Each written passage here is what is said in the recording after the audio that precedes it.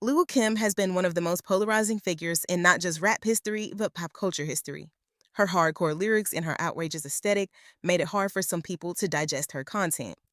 In a world where a lot of women in music are subject to respectability politics, Kim didn't follow the rules, which means she didn't fit within the confines of conservative American values. Here are a few examples of Kim facing backlash from conservative America. When discussing music censorship and banning of art, C. Dolores Tucker is one of the most infamous names you could come across. The women's rights activist took aim at rap music that objectified women, such as Tupac and 2 Live Crew, with Tupac even dissing her at one point, and women themselves weren't excluded from her sites. She eventually targeted Kim, labeling Kim as porno rap, and called for her music to be removed from shelves, and in some regions, she was successful. This all occurred on the heels of Vice President Al Gore's wife, Tipper Gore, taking rap and rock music to the Supreme Court and calling for censorship of it, and Kim was simply their new target. Nearly 25 years later, Kim revealed that Kamala Harris was also a part of this attack on her music when, in an interview with Sway's Universe, she revealed that although she supported Kamala's 2020 campaign for president, she wouldn't forget that Kamala was one of the vocal critics about not just her music, but about her personally. On your Instagram, to you, how important is this, Kamala Harris being a vice president? Let me tell you how important this is. And I don't know if you would remember this, but, many years ago when I was kind of first coming out as an artist, she was one of the women activists that was against me. Kamala was? Okay. Yeah, she was against me being a feminist.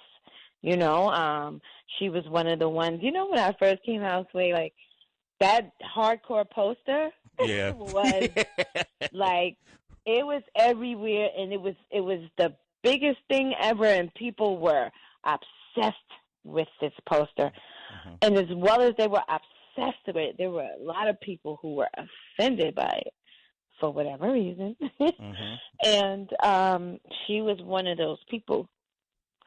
And, she said some not so nice things about me, whatever. But for me, it was so important. Oh, damn. Shit, her line just cut out. Wow.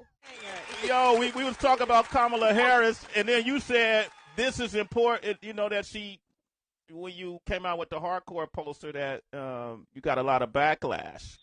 And I was asking you about that. Yeah.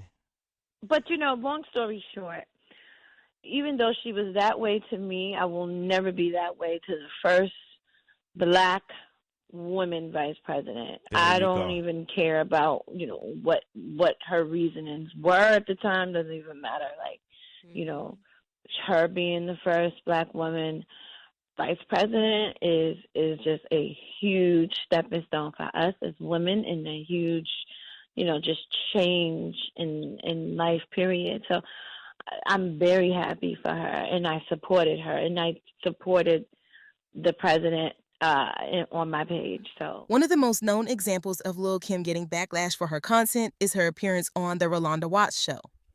Clips from the show often go viral on Twitter and Instagram, but they don't capture the full scope of the criticism Kim faced during the segment. Kim, who was only 20 at the time, faced questioning from Rolanda Watts herself, as well as a local police chief who yelled at her, the director of morality in media for the SCC, and an audience full of moms ready to express their disgust with her.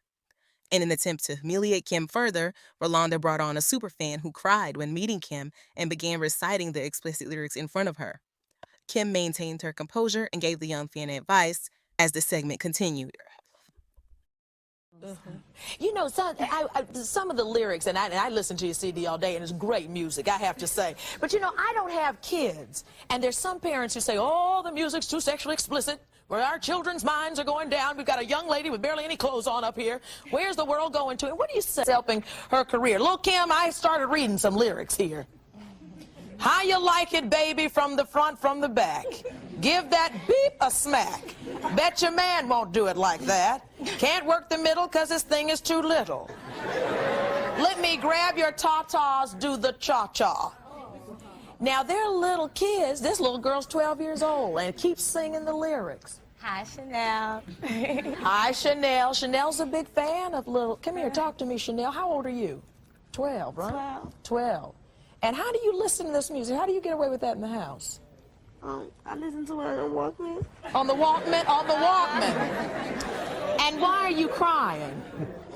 Because you're so happy to be in front of Lil Kim. That's how much she loves you, Lil Kim. I love you too. Now, Chanel, some people are concerned. What would your mommy do if she knew you were listening to words like that? But she wouldn't let me listen to it because it has so much curses and stuff in it. Mm-hmm. So let me ask you, a nice little girl like you, what you doing listening to music like that? How would you answer that? I like it. You like it. How do you help little 12-year-olds like this understand that the music that they're listening to should not affect their lives? We're concerned about 12-year-olds singing about sex like this. Yeah. So what do you say, Lil Kim? Well, I definitely think that Chanel is too young, but mostly I think that she listens to it for the sound and for me being a young, positive, black young woman doing my thing, you know what I'm saying, and getting over a hump. And I want you to make sure you keep God in your life. And me, as an older person to you, I want you to, be sure, I feel that you're too young to be having sex. You're too young to be listening to my music, too. But if you're going to listen to it, make sure you do the right thing. Don't go out and have sex for the wrong reason. My next guests say that artists are going too far to sell their music. I'd like you to welcome New York City police officer James Davis. Joining us is the president of Morality in Media. He's the watchdog of what gets played on radio stations and television stations. Please welcome Robert Peters. Now, our beautiful artists are in a position to send a message to our people, a message of deliverance, a message of prosperity, a message of rise up, you mighty people. Then why open up your legs and show us in a negative light? Stand up and let your light so shine. You're beautiful. Their message should be a message that is beautiful. 12-year-old girls listening, you can tell them all you want. Don't do it. If your mother's smoking cigarettes in front of the children are going to smoke the cigarettes. So represent with your lifestyle. And one of your producers sent the hardcore tape over, and I listened to it this morning. And in honest opinion, I suspect it isn't obscene for adults, which means it's protected by the First Amendment for adults. But I'll state honestly, just an opinion, if I were a local prosecutor and I discovered that somebody in my community was selling this tape to children, I would have one of my staff transcribe that tape, and then I would listen to it once again, reading through the lyrics. And at that point, I might decide to take legal action in my community against persons who are selling it to kids. And a second legal issue, which you handled, I thought, very discreetly, is that there is a broadcast indecency law, which means that at least during certain times of the day, lyrics like are in Lil Kim's hardcore album, in my opinion, it would be against the law to air that. I couldn't even say some of it because I listened to the CD today, too. And the music was good, but the lyrics... Music, honey. I'm not saying just music. Okay, right now we're talking about the sexually explicit music. I'm not just saying music. Why can't we sing songs about telling people that it's not okay to go out here and open your legs to anybody? We are adults. We have a right to tell these young people, you are not supposed to be listening to this. There are people who can tell you her songs and don't know their multiplication tables. Our priorities are in the wrong place. A bit about this calendar that you're in here. I'm feeling sexy. I mean, what makes me any different than Naomi Campbell, who sometimes models topless? Mm-hmm. Let's get back to the censorship issue, because the statement that you made... Can I make a quick comment sure, about Robert. calendar? I would say, I've seen some pinup calendar. I would say it's a pretty mild calendar for an adult pinup calendar. But for kids, I don't think it sends the right message. I think, that's the main concern here. I would also say that while Lil Kim is clothed in the calendar, certainly nothing, grossly indecent, she's striking poses. The only difference between your calendar and a typical porn calendar is that you have your clothes on. But again, for a... necessary, but I have a problem when you talk on the interviews and articles about what you like to do orally and what you like to receive and all that. I mean, stuff like that's your personal business. You know what I'm saying? I don't think you want to air that out there. A lot of people are reading that and seeing that on TV. The New York-based gay lifestyle magazine Genre was at the height of its popularity in the early 2000s, featuring Madonna, Janet Jackson, and more on the cover. In the May 2000 issue, the cover star was Lil Kim. The cover featured Kim in a bra and panties holding the face of a tiger in front of her. The difference is, this time, the backlash didn't come from the publication or from the audience. In a rare occurrence, the pushback came from the United States Postal Service. The USPS deemed it obscene and is similar to delivering pornography. And even though they delivered magazines like Sports Illustrated Swimsuit Edition, they decided the only way they would deliver this magazine with Kim on the cover is if it was covered in plain wrapping paper. Out of the 40,000 copies ordered, only the first 1,500 went out uncovered. Genre magazine issued a statement where they refused to recall the cover and supported Kim. Most people recognize Lil Kim's iconic Old Navy commercial from the iconic soundbite that has become a meme. You in the hood now, baby. And for the jingle she made for it. A lot of people, however, are unaware of the backlash she got from the ad.